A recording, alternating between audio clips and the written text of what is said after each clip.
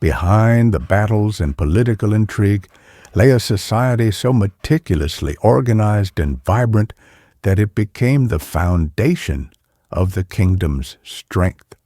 Today, we dive into the fascinating world of Ndebele social organization, where every individual had a role, every tradition had a purpose, and every aspect of life wove into a cohesive community. Welcome, viewers, to the beating heart of the Ndebele state, not its warriors or its cattle, but its people.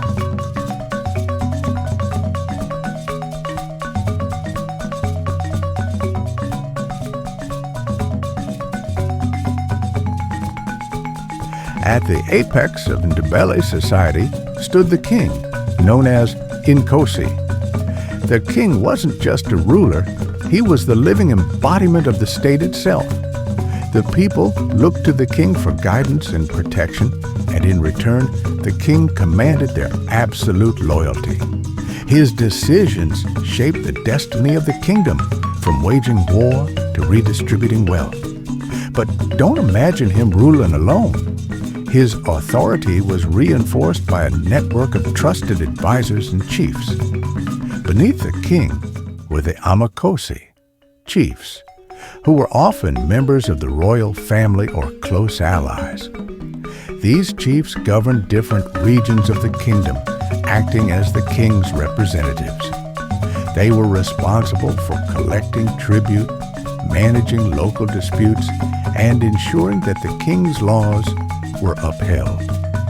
The chiefs, in turn, were supported by Izinduna, headmen, who handled the day-to-day affairs of the villages. This hierarchical system ensured that power flowed efficiently from the king to the people, creating a well-organized and stable society. The warriors, organized into regiments, impias, held a special place in Ndebele society. Beyond their role in battle, they were symbols of strength and unity. These young men were trained not only to fight, but also to be disciplined members of society.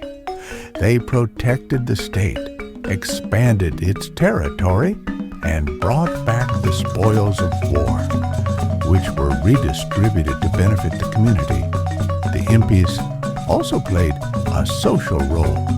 Young men bonded through shared training and experiences, forming lifelong friendships and a sense of loyalty to the state. At the heart of Ndebele's social life were the ordinary men and women who formed the backbone of the kingdom. The Ndebele valued community and kinship, with extended families living together in Imizi, homesteads. Each Umuzi homestead was a small, self-sustaining unit, but it was also part of a larger network. Neighbors supported one another, sharing resources and labor. Festivals and ceremonies brought the community together, strengthening bonds and reinforcing a sense of belonging.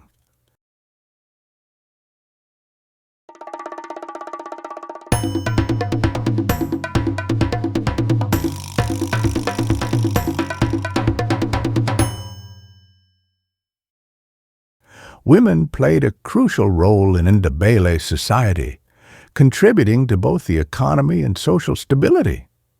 They were responsible for farming, cooking, and caring for the household, but their influence extended beyond these tasks.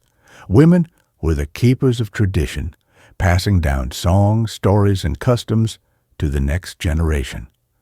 Marriage was an important institution, and the concept of lobola, bride price, underscored the value of women in society. Cattle, the lifeblood of the economy, were exchanged during marriage negotiations, cementing alliances between families and tribes. One of the most remarkable aspects of Ndebele society was its inclusivity. As the kingdom expanded, it absorbed people from conquered tribes, integrating them into its social structure. These new members were not just subjects. They became Ndebele, adopting the language, customs, and traditions of the state. This ability to unite diverse groups under a shared identity was a key factor in the kingdom's resilience and strength. It created a society that valued loyalty and cooperation while also celebrating its rich cultural tapestry. And there you have it, the vibrant social world of the Ndebele state, where kings and commoners, warriors and farmers, men and women all work together to build a thriving community. This is a story of unity, tradition, and resilience, a story that reminds us of the power of people coming together for a common purpose. This was the social organization of the Ndebele state. Until next time, keep chasing knowledge